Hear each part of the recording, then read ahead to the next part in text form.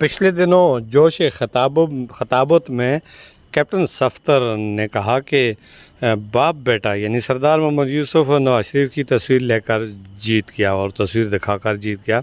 उसको शायद इस बात का अब तक इल्म नहीं हुआ कि पूरा मानसरा सरदार यूसुफ को मानता है, सरदार यूसुफ पर एतमाद करता है। सरदार यूसुफ एक शख्सियत है और सरदार यूसुफ को नवाज शरीफ की नहीं बल्कि नवाज शरीफ को सरदार यूसुफ की ज़रूरत है। सरदार यूसुफ को किसी पार्टी की ज़रूरत नहीं है। गुज़श्ता 40 साल से उस सियासत के मैदान में उफ़क़ की तरह छाए हुए हैं और लाखों वोटर्स उन पर एतमाद करते हैं।